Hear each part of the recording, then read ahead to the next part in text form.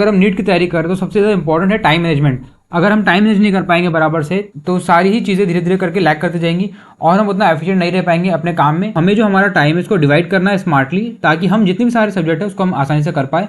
हम जो भी करें, जैसे हमारा टाइम फिजिक्स में ज़्यादा जा रहा है, केमिस्ट्री में ज़्यादा जा रहा है या फिर बायो में ज़्यादा जा रहा है, तो हमें उसके हिसाब से उसको क्या करना है, डिवाइड करना है।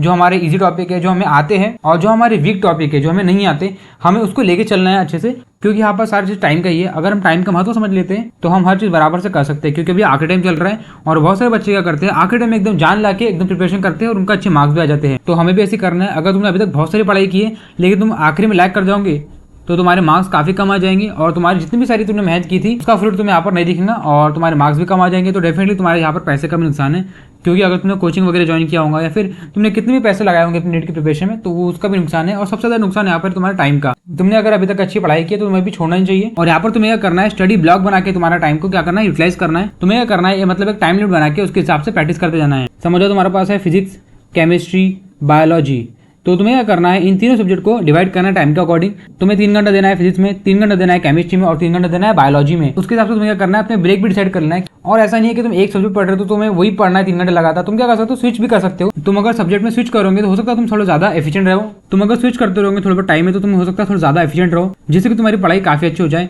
और यहाँ पर क्या है, balance theory, practice plus revision है। मतलब ये तीनों चीजें बहुत ज्यादा इंपॉर्टेंट है। इसका तुम्हें बैलेंस बना के चलना है। मतलब तुम समझो पढ़ रहे हो केमिकल बॉन्डिंग, लेकिन यहाँ पढ़ने से कुछ नहीं होगा। तुम्हें क्या करना है, इसको सॉल्व करना है क्वेश्चन, मतलब 50-100 क्वेश्चन तुम्हें इसको सॉल्व करना है। और उसके बाद में समझो तुमने ये सब कर लिया और तुम्हारी एग्जाम आ गई और तुम इस चीज़ से भूल गए, तो तुम्हारा जितना भी तुमने पढ़ा था सारी मेहनत का चलेगी, बेकार चलेगी। तो तुम्हें क्या करना है, यहाँ से सबसे इंपॉर्टेंट है यहाँ पर रिवीजन करना। मतलब तुम्हें क्या करना है, शॉर्ट नोट्स बनाना है वगैरह वगैरह बना के तुम इसका क्या करो, रिवीजन करो।